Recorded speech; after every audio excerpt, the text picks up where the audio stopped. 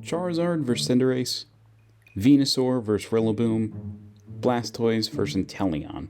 And whatever the flip this thing is, I mean, there's even a flying set of keys now as a Pokemon. So why are Pokemon so different now?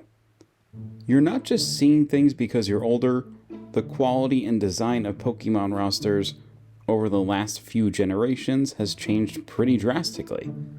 But how did we get here? Why did we get here? In order to figure that out, we need to take a look back at the history of Pokemon and look through the designs of previous generations. Alright, so let's talk Pokemon, shall we? You know, those little creatures that started with the original 150 back in 96? Yep, I'm talking about the good old red and blue days.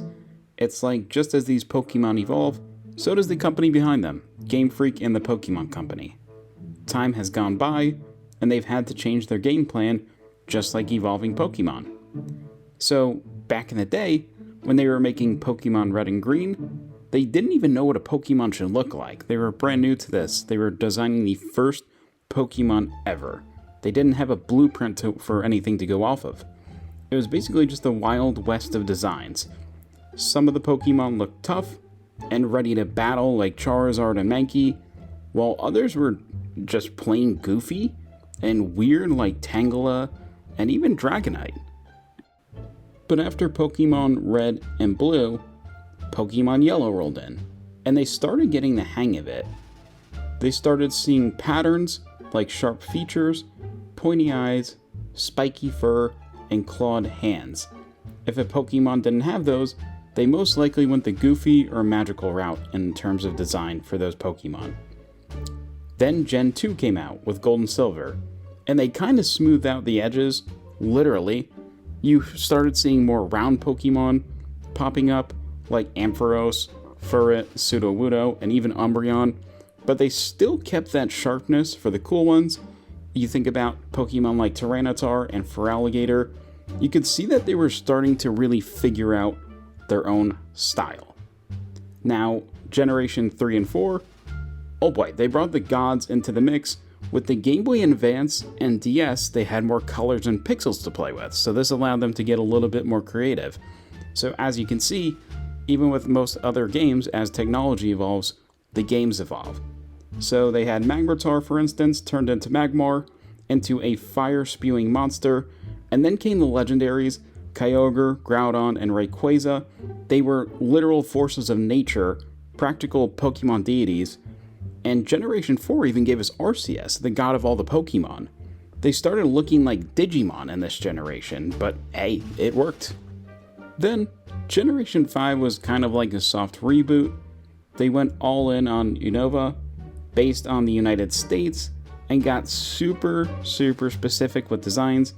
You had Zebstrika from African wildlife, Sylph, inspired by the Native American art, and Golurk from Jewish folklore. It was a cultural explosion in Generation 5. Generation 6, Pokemon X and Y, took us into the 3D world.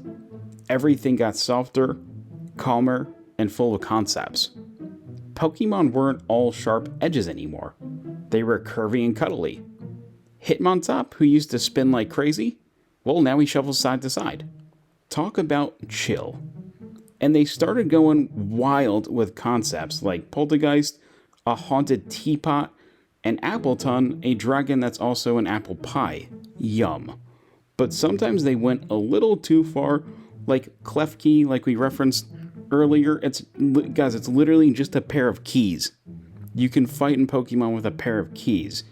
I could see how that could be super helpful for anybody out there who's forgetful and needs to always have their keys following them around, but it seems just a little odd and over the top. It's like they can't decide whether to keep it simple or go overboard was kind of one of the issues with Gen 6, Pokemon X and Y. Generation 7, with Pokemon Sun and Moon, took us to Alola, the tropical paradise, where even the Pokemon are on vacation. It's like the Pokemon went, hey, we're tired of battling, let's catch some waves. We got Alolan forms, like Executor, becoming a palm tree that's having an identity crisis. Am I a dragon, or am I just a really tall plant? And then there's Mimikyu, the Pokemon that's so lonely, it wears a Pikachu disguise. It's like the Eeyore of Pokemon, but with a serious fashion sense issue. I just want to be loved, so I'll disguise myself as something people actually like. Can't blame Mimikyu for trying. Now, Generation 8, Pokemon Sword and Shield, which we actually just covered a video on this right here, so I'll link this below and you can watch this after the video. But Generation 8 Pokemon Sword and Shield, it brought us to Galar, the region that's basically the Pokemon version of the UK or the United Kingdom. They introduced Dynamaxing and Gigantamaxing, making your Pokemon go from pocket size to, hey, can I borrow your garage to park my Snorlax? They were huge, okay? It's like Pokemon on steroids, but with a British accent. Oi mate, my Wailord's taking up the whole street. And the designs? They went all out. Centiskorch, the Fire Centipede, because regular bugs weren't creepy enough. Toxtricity, the Punk Rock Lizard. It's like Pokemon meets a mosh pit, and you gotta love its rebellious attitude. And even Dragapult, the ghost dragon that launches little baby ghosts as missiles, because why not add a dash of spectral artillery to your battles? Generation 9 with Scarlet and Violet has cooked up some controversy. Many Pokemon fans do not love the designs in this generation. Generation 9 is like Pokemon meets a circus, with designs that are equal parts charming, wacky, and sometimes downright theatrical. It's a bold step forward, proving that in the world of Pokemon, the only limit is imagination. And now we're standing on the brink of Generation 10. I don't know what they're cooking up, but knowing Pokemon, it's gonna be wild. Maybe we'll have Pokemon that moonwalk into battles, or ones that tell dad jokes during showdowns. Like, why did the Pikachu bring a ladder to the battle? Because it wanted to be at a shocking height. I mean, who knows, right? With each new generation comes a new design plan, new technology, new fans, and new batches of Pokemon. Some hit and some miss. People tend to cling on to what they know, which is why, without a doubt, people will complain about every new generation's design and theme. Cinderace is not supposed to be the same as Charizard. Inteleon is not supposed to be the same as Blastoise. Rillaboom is not supposed to be the same as Venusaur. So why don't Pokemon look the same anymore? It's simple, but sometimes hard to swallow. Things change. Pokemon will continue to evolve, and new generations will come and go, just like they have in the past. I still don't understand what happened here, though. What